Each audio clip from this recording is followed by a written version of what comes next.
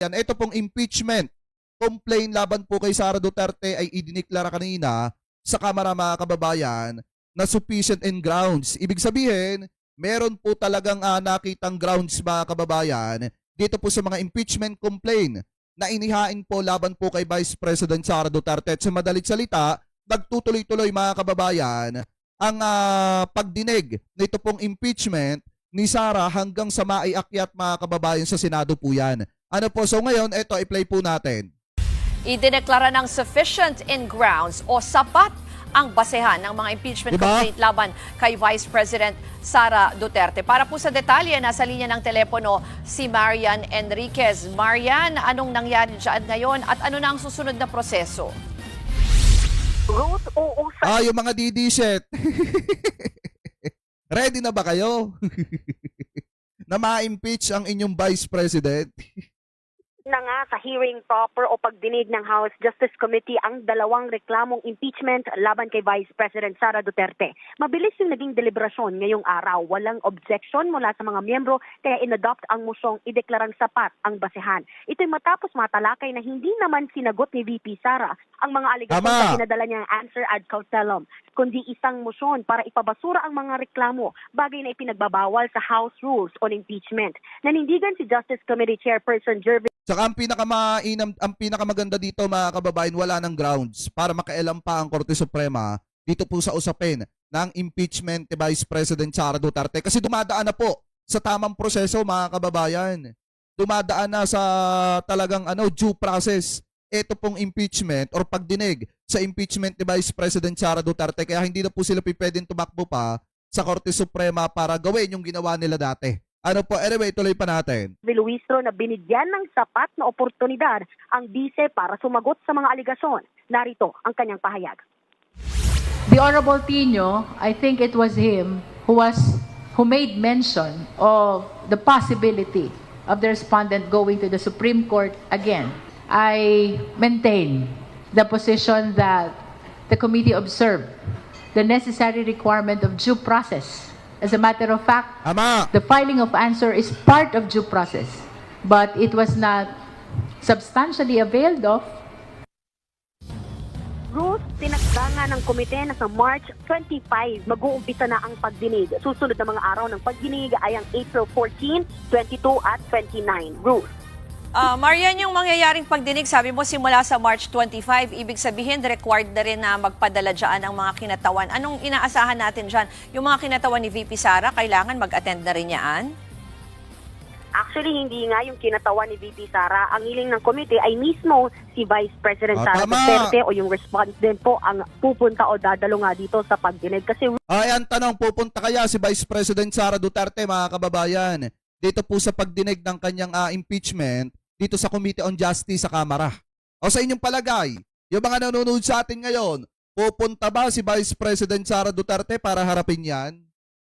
At para sagutin yung mga aligasyon laban po sa kanya? Sa tingin nyo, maglalakas ng loob kayang pumunta yan? Kung tatanungin nyo, mukhang hindi. Iiwasan na naman yan. Ruth, baka nga pagka minalas-malas pa, baka mag-travel abroad pa ulit, etong si Sara Duterte. Yung mga lawyers or legal counsel ay maaari lamang mag-assist. Hindi sila pwedeng yung mismong magpa-participate doon sa mismong committee hearing. Dapat po kasi may respondent at doon lamang mag-assist yung kanyang mga legal counsel. Na kay VP Sara na po yan, prerogative na po niya. Kung i-avail po niya yan, karapatan na sino ang pupusta sa akin, mga kababayan, na sa araw ng mga pagdinig na yan, wala sa Pilipinas si Vice President Sara Duterte at mangingibang bansa na naman yan para iwasan ito pong mga pagdinig na ito. Sino ang pupusta dyan? pagtanggol or i-depensa nga yung kanyang sarili. At bukod nga doon sa mapag-iimbita ng mga ng mga respondent, complainant at witness, pag nag-reconvene yung komite, Ruth, pag-uusapan din yung motion ni Akbayan Party List Representative Shell Jokno tungkol doon sa protective custody ng umano'y bagman ni VP Sara na si Ramil Madriaga at mga pinasasabina ng mga documents kahit gaya nga ng SALN at bank records ni VP Sara. At yun nga, imbitahan yung mga complainant, mga testigo, at yung responded na sa VP Sara. At paglilinaw ni Luistro sa hearing proper, tanging mga miyembro lamang ng Justice Committee ang maaring mag-direct at cross-examine sa mga testigo. Meron lamang 60 session days ang komite na deadline para magsumite ng kanilang report sa plenaryo. Sa ngayon ay nasa 10th calendar session day na ang komite. Sa kanilang ang pagtataya, nasa 5 linggo yung 5 buwan yung 60 session days, bagay na hindi naman daw abutin ng ganun katagal ang deliberasyon sa komite. Yan muna ang latest. Dito sa Kamara, balik sa Ruth. Yan po ang Express Report ni Marian Enriquez. Ayan mga kababayan ha.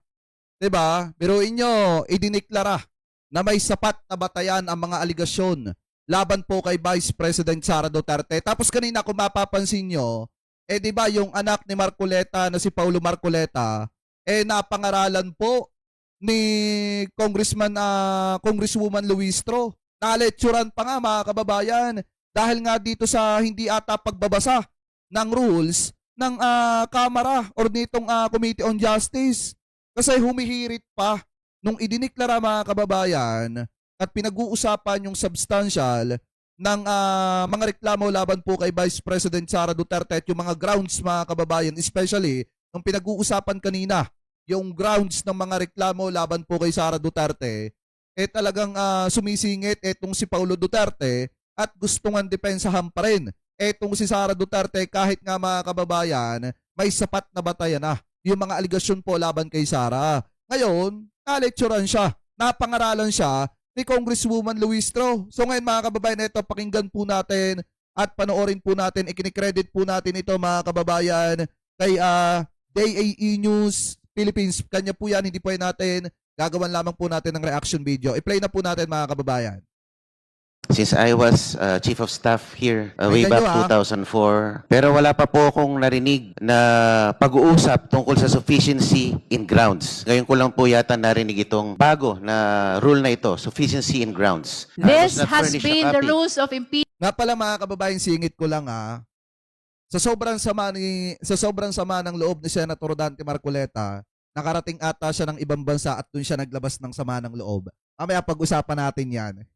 Of the 19th Congress, which the 20th Congress adopted. Madam, di po dapat we should have determined the sufficiency in ground before we voted for sufficiency in form and substance. Again, the proceeding before the Justice Committee, Honorable Marcoleta, is summarized into 5. And you can confirm this from the rules of impeachment adopted by the 20th Congress. 1 is form, 2 is substance, 3 is ground, 4th is hearing proper, and Halatang hindi nagbabasa ng rules ng Committee on Justice. Etong si Representative Paulo Marcoleta. 5th is the determination of probable cause. After that, we go to the plenary. Everything that I am saying is strictly consistent with the provision of the rules. Na sana po basahin po natin yung rules para hindi po tayo nalilito. Ouch! Aray mo! You don't know what an AI work management May ads pa. Anyway, shoutout po sa lahat ng mga nakatutok sa mga hindi pa nakakapag-like. Like po sana natin yung ating live streaming. Maraming salamat po.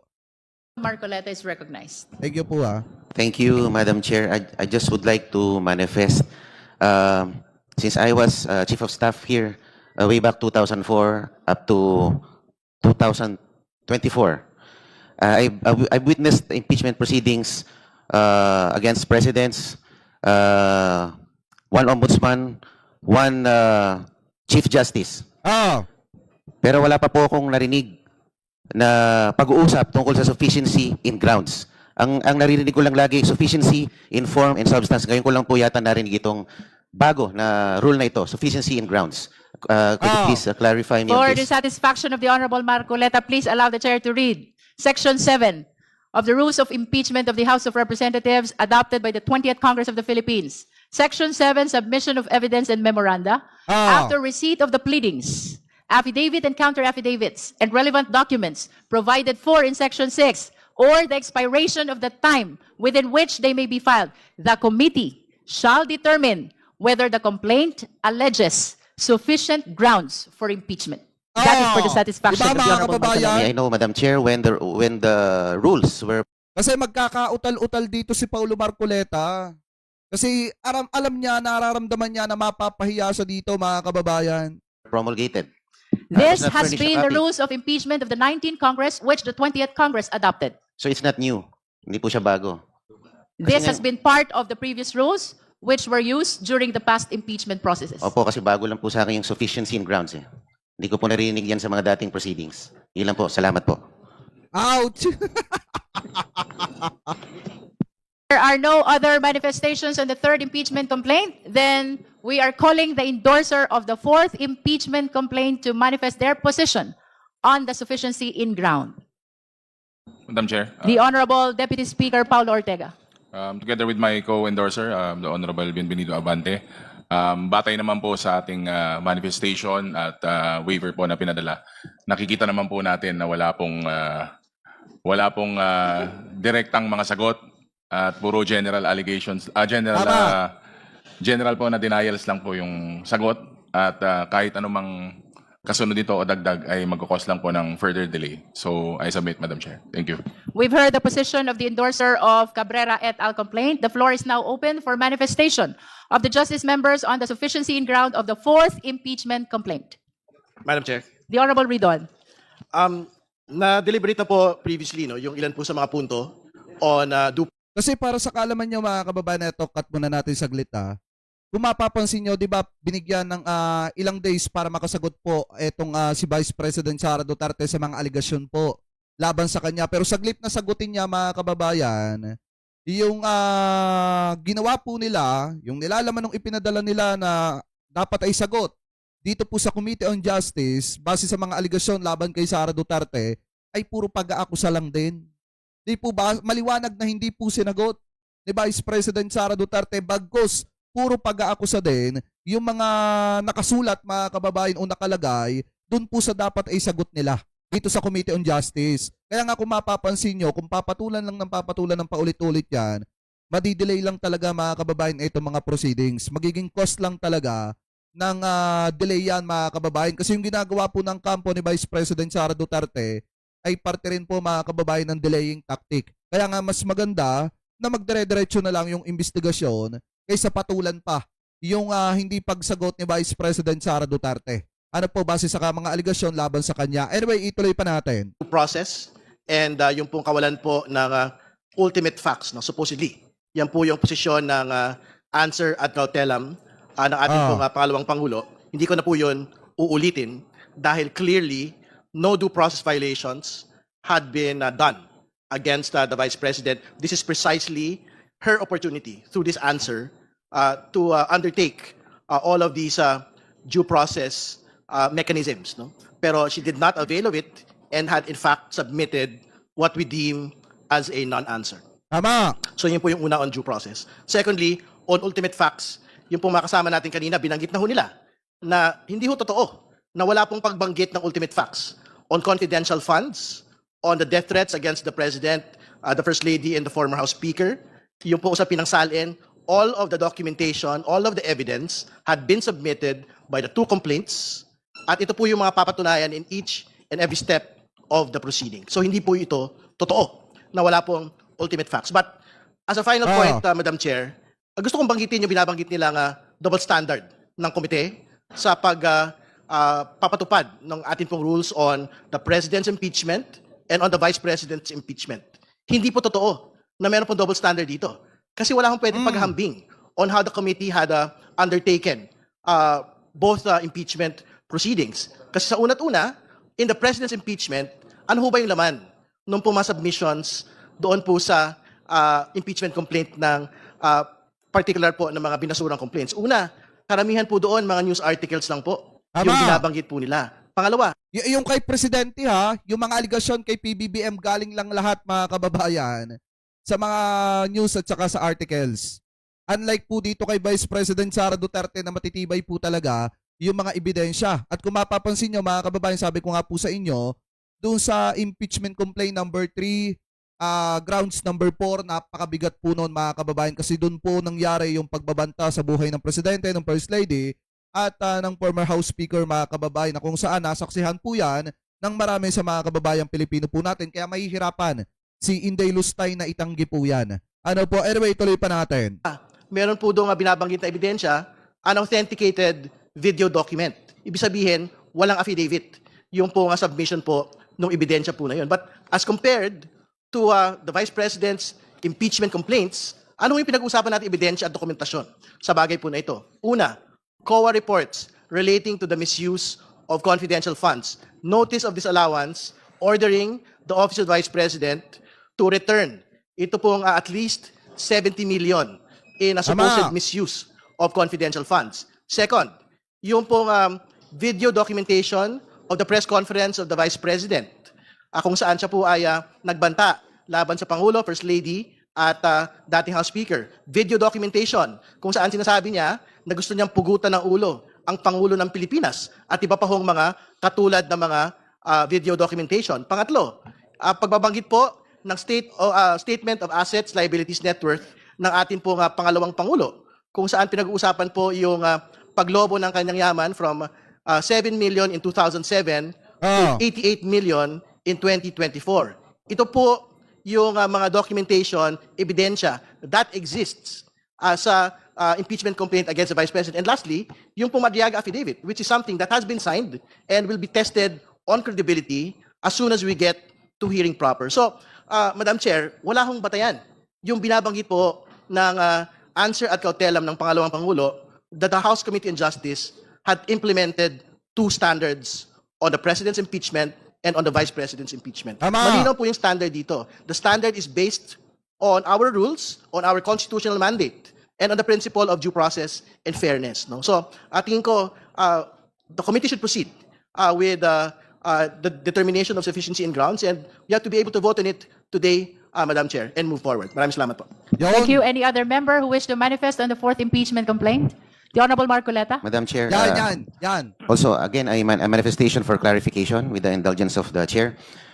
Akin pong hinihiling ang clarification ng komite kaugnay ng aplikasyon ng Section 7 ng ating rules on impeachment, particular kung kailan eksaktong nagtatransition ng komite mula sa determinasyon of sufficiency in grounds patungo sa conduct of hearings at reception of evidence. Sa malinaw na basa ng Section 7, matapos ang submission ng pleadings, affidavits at relevant documents sa ilalim ng Section 6 o matapos ang lapse ng period, ang tungkulin ng komite ay tukuyin muna kung may sufficient grounds for impeachment. Kung wala, dapat i-dismiss. Kung meron, saka pa lamang magko-conduct ng hearing kung saan papasok ang examination, cross-examination at compulsory processes. Kaya nais ko lamang malinawan, Madam Chair, kung ang mga tinatalakay at tinatanggap na materyales at references sa puntong ito ay para na ba sa determination of sufficiency in grounds o tayo ba ay de facto na nasa hearing stage na dapat ay nangyayari lamang pagkatapos ng ganong determinasyon. Ang paglilinaw na ito ay mahalaga upang matiyak na ang ating proseso ay nananatiling tapat sa ating sariling rules at upang maiwasan ang anumang persepsyon na ang komite ay lumalampas o naghahalo ng mga yugto ng proceedings na malino na pinaghiwalay ng ating rules on impeachment. Maraming salamat po, Madam Chair. To reiterate, Honorable Marcoleta, the Chair has been stating that we are on the third step. That is the determination of sufficiency in ground. Tama. So all these proceedings are towards determining whether or not sufficient ground exists to be able to proceed to this impeachment proceeding. It is only after the declaration of whether or not there is sufficient ground that we may be able to proceed to hearing proper. During the hearing proper, both the complainant and the respondent will be given opportunity to present their witnesses and their evidence. Madam, di po dapat we should have determined the sufficiency in ground before we voted for sufficiency in form and substance. Kasi we already voted for that. I wish to direct the Honorable Marcoleta to the rules of impeachment, Secretariat. Perhaps we need to provide him a copy of the rules. Yan. Nako, Again, mapapahiya the na. proceeding before the Justice Committee, Honorable Marcoleta, is summarized into 5. And you can confirm this from Halata na hindi niya binabasa mga kababayan yung rule of impeachment diyan po sa Committee on Justice. 'Di ba? Hindi niya binabasa. Kaya siya napapahiya diyan. Kita niyo pinangaralan pa siya dito. the rules of impeachment adopted by the 20th Congress. 1 is form, 2 is substance, 3 is ground, 4th is hearing proper, and 5th is the determination of probable cause. After that, we go to the plenary. Nako. Yan na. Kasi mga kababayan, mauutal-utal pa siya dyan. Kasi nga ipipilit pa rin niya mga kababayan yung gusto niya. Para lang maisalba itong si Sara. Look into the copy of the rules of impeachment because everything that I am saying is strictly consistent Binigyan na siya ng kopya. with the provision of the rules. I will go check, Madam Chair. Thank you. Madam Chair, I encourage all members, even non-members, no, na sana po basahin po natin yung rules para hindi po tayo nalilito At nang sa ganun po ay maiwasan po natin yung mga tanong na maliwanag naman po sa ating rules, na nakasaad sa rules. Maraming salamat po, Madam Chair. Madam Chair. Madam Chair. The Honorable Ko. Thank you, Madam Chair. Similarly, gaya po ng ating manifestation sa third impeachment complaint, no, paano ba naiimpluwensyahan ng answer or ng sagot ni VP Sara Duterte itong fourth impeachment complaint? Hindi natin masabi dahil wala nga pong sagot na naibigay. No? Tama! Pero for the purposes then of the public, no, Kasi para maliwanag sa kaalaman ng mga kababaeng Pilipino po natin, hindi naman po talaga sinagot ni Vice President Sara Duterte yung mga aligasyon laban po sa kanya. Ang ginawa lamang po ni Vice President Sara Duterte, nag-akusa dito po sa Committee on Justice na sinasabi na napaka-double standard daw. Dahil nga nung pinag-usapan yung impeachment ng presidente, talagang sa madaling salita mga kababayan, na-dismiss agad-agad. At yung sa kanya naman mga kababayan, nagpapatuloy pa rin po yung usapin hanggang sa ngayon. Pero maliwanag naman yung sinasabi mga kababayan ng Committee on Justice na nung tinatalakay nila yung sa presidente, wala po talagang sapat na ebidensya at yung mga ginamit na ebidensya labang kay PBBM ay galing lamang po sa mga news article. Ano po, at yung kay Sara Duterte talagang matibay yung ebidensya dahil kung matatandaan nyo, naglabas ang COA ng order mga kababayan na ibalik ni Vice President Sara Duterte yung 78 something million pesos na tira ng 125 million pesos mga kababayan kasi nga yun po ay tinitingnan ng COA mga kababayan na sobrang paggastos. Kaya nga po pinababalik po kay Vice President Sara Duterte pero hindi niya po ibinalik yun. Nakalagay po nga sa rules na merong pong requirement that the committee finds sufficiency in grounds. No? Ano po ba tong mga grounds na maaari nating ilatag at desisyonan, no? Tama. Para mag-move forward to the next step of the impeachment proceedings sa House Committee on Justice. No? Sa Constitution po, may 6 na grounds no, na nakalagay. Nandiyan po yung tinatawag nating, may 6 na grounds. No? It is this representation forwarding na sa 6 na nakalagay sa Constitution, VP Sara Duterte is guilty of 5. Mabigat po yun. No? Out of the 6, may 5 batayan to say that guilty po siya. No? Gusto ko lang pong pasadahan no, bilang appreciation of the body. Una, gaya po ng isinaad natin sa reklamong inendorso ng Makabayan, itinaksil ni VP Sara ang tiwala ng publiko. She betrayed public trust sa pag-abuso niya ng pondo sa mamamayan, sa pangongontrata niya na pumatay, at sa pagsisinungaling niya sa hindi tamang pagdeklara ng kanyang ari-arian sa Statement of Assets and Liabilities o SALN. No? Para lang pong himayin pa konti, ang pera ng taong bayan na dapat natatamasang benepisyo ng mamamayan ay hindi ginamit ng tama o naiulat man ng maayos ang paggamit nito. May opportunity po sana si VP Sara Duterte to rebut that, but unfortunately in the answer, we don't see it. Hindi lang naman po ito usapin no, sa kung paano niya na-handle yung confidential and intelligence funds ng Office of the Vice President. Damay din ang pondo ng Department of Education na supposedly nagagamit para sa benepisyo ng kabataan, pero unfortunately ito po ay nagamit para sa katiwalian. Lahat po tayo nagbabayad ng buwis. Paano natin mapagkakatiwalaan na nagagamit ng maayos ang kaban ng bayan kung ang Vice-Presidente ng Pilipinas ay kung saan-saan ginagamit ang perang hiningi niya? Tama. Nilabag niya ang tiwala natin na dapat maayos na paggasta ng pera ng bayan.